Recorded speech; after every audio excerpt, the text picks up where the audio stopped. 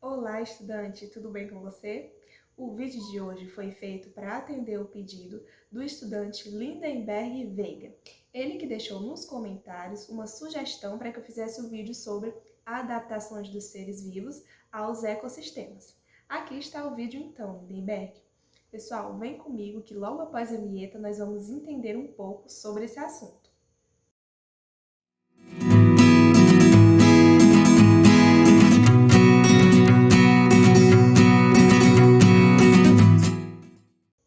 Bom, e o que é então o processo de adaptação dos seres vivos? É importante que você saiba que a adaptação ela se dá por algum motivo e também não acontece de uma hora para outra. E para ficar mais fácil da gente entender o que é a adaptação dos seres vivos, eu elaborei aqui um exemplo hipotético para a gente imaginar e ficar mais fácil de compreender, tá? Então, tudo que eu vou falar a seguir é hipotetizando, é um exemplo. Então, vamos lá. Imagine que em um ambiente existe uma espécie de inseto. Essa espécie, ela gosta de habitar os troncos das árvores, os galhos das árvores, certo? Existe um predador dessa espécie de inseto. Esse predador é um lagarto, por exemplo. Só que esse lagarto, ele não vai usar o sentido da visão para conseguir capturar o seu alimento. Ele vai utilizar outro sentido, o olfato, por exemplo. Então, para que ele possa se alimentar dessa espécie de inseto que habita troncos de árvores, galhos de árvores, ele vai utilizar o olfato. Acontece que os indivíduos dessa espécie de inseto apresentam, em sua grande maioria, a coloração azul. Agora, imagine que com o passar do tempo, apareceu um novo predador para essa mesma espécie de inseto, só que dessa vez é uma ave. Quando essa ave vai à procura do seu alimento, ela utiliza a visão para conseguir localizar a sua presa. Concorda comigo que é bem fácil localizar essa espécie de inseto, já que a espécie possui a coloração azul e habita nos galhos das árvores, que geralmente possui coloração amarronzada? Então fica bem fácil para a ave conseguir observar a sua presa e assim capturá-la. Agora, é importante que você lembre que toda e qualquer espécie de organismo vai apresentar indivíduos que têm mutações, que sofrem variações genéticas, porque isso é natural dos seres vivos. E aí aconteceu o quê? Um belo dia, começaram a surgir indivíduos que apresentavam mutações que geravam variação na cor. E aí apareceram insetos dessa espécie que nasceram com a coloração amarronzada. Agora imagine que isso se dá em uma larga escala, porque nós temos vários indivíduos que compõem a população de uma espécie, concorda comigo? Então é provável que uma mutação não aconteça apenas uma vez em um único organismo. E o que acontece é que, com o passar do tempo, esses indivíduos que nasciam com essa mutação na cor, ou seja, que nasciam com a coloração amarronzada, eles conseguiam escapar da visão da ave. Isso porque, como eles tinham a cor amarronzada, eles podiam ser confundidos com os galhos das árvores, que também apresentam a coloração amarronzada.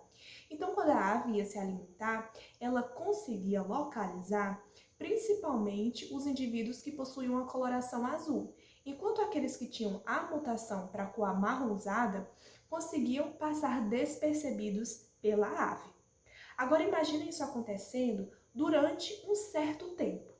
Concorda comigo que, no final das contas, os indivíduos que possuem cor azul vão ser mais facilmente predados, enquanto que os indivíduos com coloração amarronzada vão conseguir sobreviver e passar a sua característica para a sua descendência, para a sua prole? No fim das contas, acaba que os indivíduos que possuíam coloração azul vão aos poucos desaparecendo, pois são mais facilmente predados pelo novo predador, que no caso é a ave, e os indivíduos que possuem coloração amarronzada vão conseguindo se proliferar ainda mais. No final, acontece que a espécie desse inseto vai ser majoritariamente constituída por indivíduos com a cor amarronzada. Conclusão: o meio seleciona os indivíduos que são mais aptos a sobreviverem diante de determinadas condições.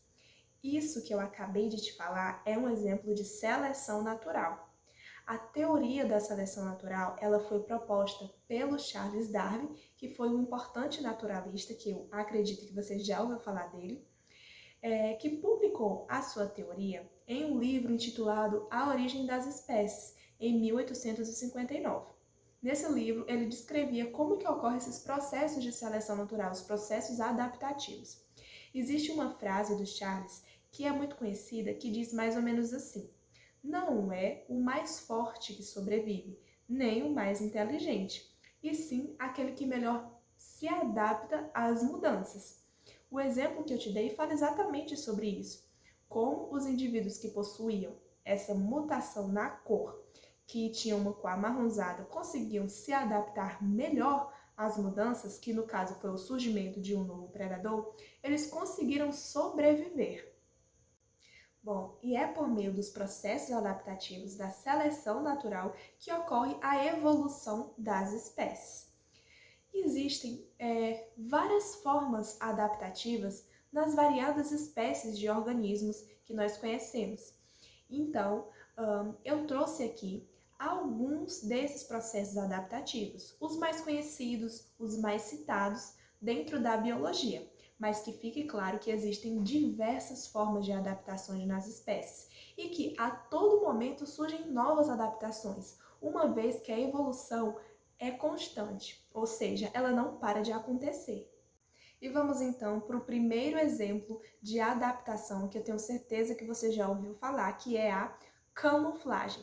A camuflagem é um processo adaptativo que se dá quando os indivíduos de uma espécie possuem uma aparência muito semelhante com o meio onde eles vivem, e isso dificulta com que eles sejam localizados pelos seus predadores. Isso facilita na defesa desses organismos, uma vez que é difícil diferenciar ele do ambiente onde ele está. Um bom exemplo disso é o inseto do tipo bicho-pau. Ele pode ser muito semelhante com o exemplo que eu falei para vocês no início do vídeo. Por quê? O bicho-pau ele possui uma aparência, um formato no corpo bastante fino, que se assemelha com gravetos, e além disso possui uma coloração amarronzada. Isso faz com que fique muito difícil de distinguir ele do ambiente onde ele está, pelo seu predador. Outros exemplos de animais que também utilizam a camuflagem é o urso polar, que possui a coloração do pelo branca, e isso faz com que ele se misture com a neve e fique difícil de visualizá-lo. Além disso, um bom exemplo é o polvo. Algumas espécies de polvo apresentam células especializadas na coloração que fazem com que o animal mude a coloração do seu corpo de acordo com o ambiente onde ele está, fazendo com que ele fique muito semelhante com o ambiente. E isso dificulta a diferenciação do polvo e do ambiente onde ele está. E o polvo se aproveita disso, por exemplo, para a sua defesa. Outro exemplo de adaptação que muitas vezes é confundido com a camuflagem é o mimetismo. Os indivíduos que fazem mimetismo, eles conseguem adquirir uma aparência ou comportamento semelhante ao de outras espécies. Existem alguns tipos de mimetismo, que são eles: o mimetismo de defesa, o de ataque e o reprodutivo. Vou dar exemplos para vocês. Um exemplo de mimetismo de ataque é o realizado por uma espécie de polvo chamada de Thaumoctopus mimicus. Essa espécie de polvo, ela consegue adquirir a aparência de outras espécies para conseguir se aproximar da sua presa de forma despercebida. E é um exemplo de mimetismo de ataque. Outro exemplo de mimetismo, mas nesse caso de defesa, é o que é realizado pela cobra coral falsa. A cobra coral falsa, ela possui uma aparência, um padrão de cores muito semelhante ao da coral verdadeira. E aí ela utiliza esse tipo de adaptação para se passar pela cobra coral verdadeira, que é peçonhenta. Mas, na verdade, a cobra coral falsa não é peçonhenta. Esse é um exemplo de mimetismo de defesa. Por fim, outro exemplo de mimetismo é o mimetismo reprodutivo. E aí, para esse tipo de mimetismo, eu resolvi trazer para vocês o mimetismo praticado pelas orquídea-abelha, que é um conjunto de espécies de orquídea que possui uma aparência, a flor com a aparência muito semelhante à fêmea de uma espécie de abelha. E aí, por possuir essa aparência e por liberar substâncias que atraem o macho dessa mesma espécie de abelha, essa orquídea ela faz com que esse mimetismo ajude na reprodução, uma vez que a abelha é um agente polinizador dessas espécies de orquídea. Outro exemplo de adaptação que também é muito conhecido é a hibernação. Durante a hibernação, os animais vão ter o seu metabolismo reduzido. Então, eles entram numa espécie de sono profundo. E aí, durante o período de hibernação, que pode durar de semanas a meses, o organismo desses animais vai ter uma redução nos batimentos sanguíneos, nos batimentos cardíacos, na circulação sanguínea, uma diminuição também na respiração. Então, eles vão entrar numa espécie de sono profundo. Isso vai fazer com que eles poupem energia e nutrientes. E aí, alguns exemplos de animais que realizam a hibernação os ouriços, os esquilos, as marmotas, os morcegos. Geralmente, os animais que vão realizar a hibernação, eles habitam em regiões que passam por invernos muito rigorosos, onde a gente tem a redução drástica de temperatura e também a escassez de alimentos. O quarto exemplo de mecanismo adaptativo é a estivação. Na estivação, a gente tem um processo muito semelhante com a hibernação. Então, o animal ele também vai entrar numa espécie de sono profundo, porque vai ter o seu metabolismo reduzido. Só que diferente da hibernação, a estivação vai acontecer com animais que habitam ambientes que passam, durante o período da estivação, por altas temperaturas e escassez de água. Exemplos de animais que realizam a estivação são algumas espécies de peixes, de mamíferos, de moluscos. O quinto exemplo de adaptação é a presença de barbatanas em peixes e outros organismos que habitam ambientes aquáticos. A presença de barbatanas facilita a movimentação desses organismos na água, pois é bem mais fácil nadar com barbatanas do que com braços, por exemplo. Como sexto e último exemplo, eu resolvi trazer para vocês um grupo de plantas que são chamadas de xerófitas. As plantas xerófitas elas são adaptadas para viver em ambientes de clima semiárido ou desértico. E aí a gente vai ter elevadas temperaturas nesses ambientes e uma escassez de água. E aí, como exemplo de planta xerófita, eu resolvi trazer o grupo das cactáceas, mais conhecidas como cactos. Os cactos eles possuem diversas características que os tornam adaptados para viver nesses ambientes. E aí, algumas delas são folhas reduzidas ou modificadas em espinhos, e aí isso vai fazer com que os cactos diminuam a sua taxa de transpiração, ou seja, de perda de água para o ambiente, uma vez que eles precisam economizar ao máximo a água, já que ela é encontrada com escassez nesses ambientes. Outra característica importante é que o caule dessas plantas, dos cactos, eles vão realizar fotossíntese. Uma vez que as suas folhas são reduzidas ou modificadas em espinhos, eles vão precisar de outra parte do seu corpo para realizar a fotossíntese, que no caso vai ser então o caule. Por isso que o caule é verde.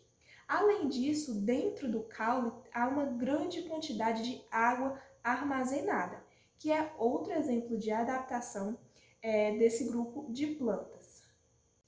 Então, pessoal, existem diversos outros exemplos de adaptações dos seres vivos, cada um variando de acordo com a necessidade de cada espécie e com o ambiente onde elas habitam. Eu espero ter ajudado você. Se eu te ajudei, não esquece de deixar aquele like, por favor, de comentar e de se inscrever no canal. Se você tem alguma sugestão de vídeo que deseja que eu faça, deixa aqui nos comentários que, se eu puder, eu te ajudo fazendo um vídeo para ajudar você e também outras pessoas. Até a próxima!